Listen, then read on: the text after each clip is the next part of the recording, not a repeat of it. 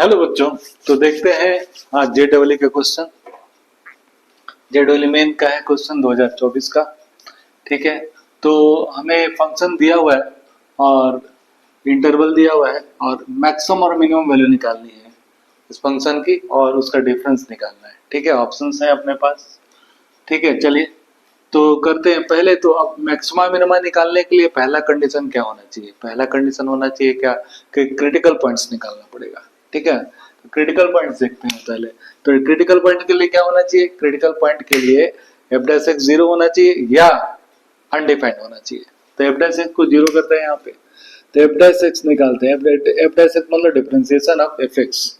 ठीक है, product tool लगा देते हैं तो कितना आ जाएगा इसका किया तो 2 into x plus 3 into x minus 2 whole cube plus x plus 3 whole square into 3 into x minus 2 whole square। ये आया। तो कॉमन क्या आएगा देख लेते हैं। x plus 3 into x minus 2 whole square, ये कॉमन आ जाएगा। क्या बचा?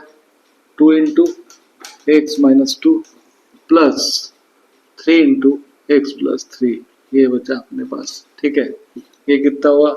x plus 3 into x minus 2 whole square, this becomes 5x, 5x plus 5 is equal to 0। ठीक है, क्रिटिकल पॉइंट्स निकाल लेते हैं। एफ डैश एक्स को 0 से इक्वेट कर दिया और क्रिटिकल पॉइंट क्या? -3 2 और -1। ठीक है, यहाँ से आया। नंबर लाइन पे लिखते हैं इसको, तो -3 -1 और 2 सीक्वेंस में लिख दिया।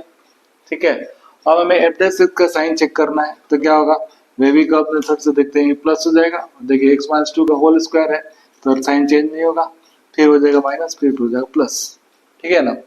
अब देखते हैं कि कहाँ मैक्सिमा कहाँ मिनिमा आएगा। तो -3 देखो, अब प्लस पॉजिटिव पॉजिटिव हुआ नेगेटिव हुआ। तो पॉजिटिव का मतलब क्या हुआ कि कर्व ऐसा होगा कि इस पॉइंट इस कर्व ऐसा कुछ होगा, कर्व ऐसा होगा कहेंगे स्लोप क्या होगा? पॉजिटिव होगा। ऐसे टेंजेंट का स्लोप इधर पॉजिटिव होगा यानी कि, और फिर नेगेटिव होगा फिर पॉजिटिव हो जाएगा ऐसा। ठीक है, यानी कि -3 पे मैक्सिमम मिलेगा, ये मैक्सिमम मिलेगा। ठीक है ना। पॉजिटिव पॉजिटिव का मतलब क्या हुआ कि इधर जो इस कर्व पे जो टेंजेंट आएगा उसका स्लोप क्या होगा? पॉजिटिव होना चाहिए, यानी कि ऐसा कर्व आएगा। फिर ये नेगेटिव स्लोप आएगा टेंजेंट का, फिर क्या आएगा? पॉजिटिव स्लोप आएगा। मतलब कि यहाँ मैक्सिमम और यहाँ पे क्या मिलेगा? -1 पे मिनिमम मिलेगा।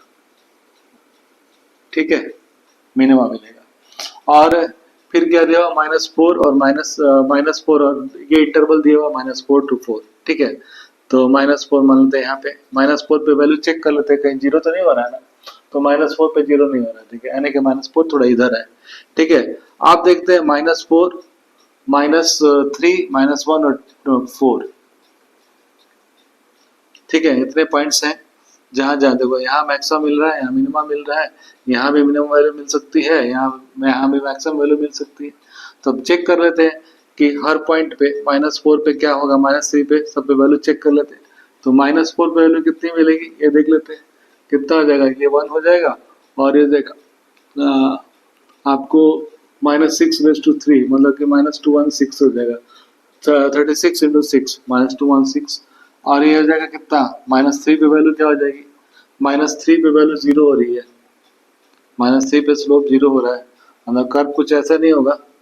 ये गलत हो जाएगा। -3 पे कर्व कैसा होगा?